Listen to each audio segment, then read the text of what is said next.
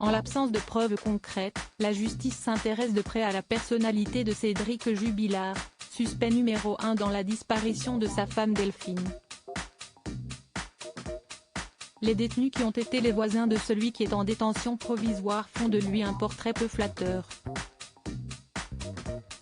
Depuis le mois de juin 2021, Cédric Jubilard est derrière les barreaux, soit 6 mois après la disparition de son épouse Delphine Jubilard.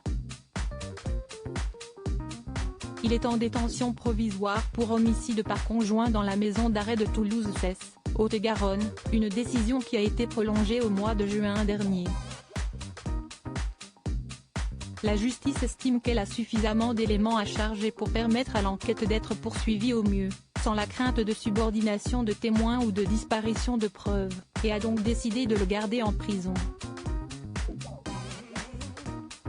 Dans Libération, des détenus racontent le comportement de ce peintre plaquiste au comportement qui suscite bien des interrogations.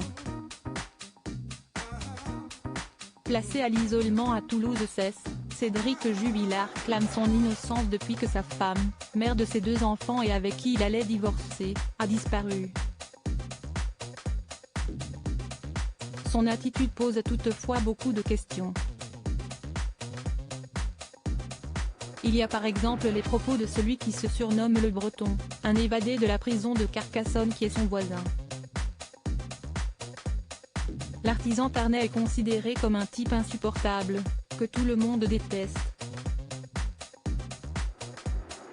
Il s'est fait surnommer Jon Snow comme le héros de la saga médiévale et fantastique Game of Thrones. Mais il s'est fait griller dès le premier soir, on le connaissait de la télé, a déclaré le Breton à Libération.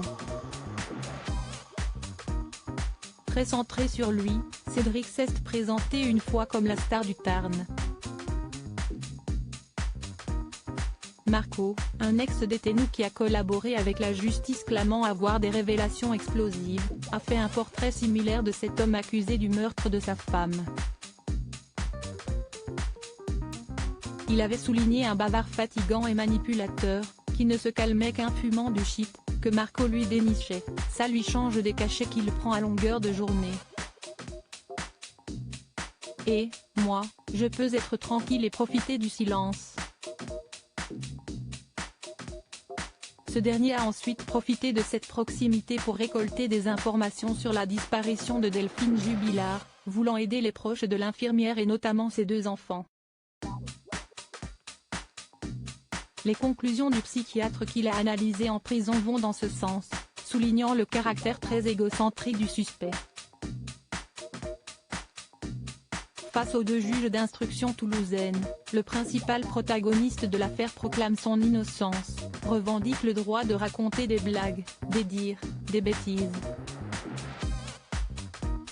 Cédric Jubilard reste présumé innocent des faits qui lui sont reprochés jusqu'au jugement définitif de cette affaire.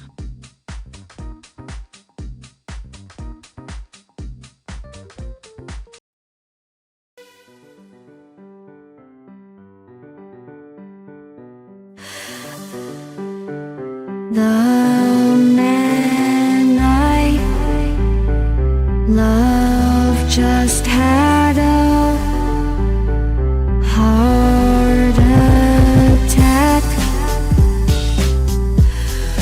but who needs a heartache? I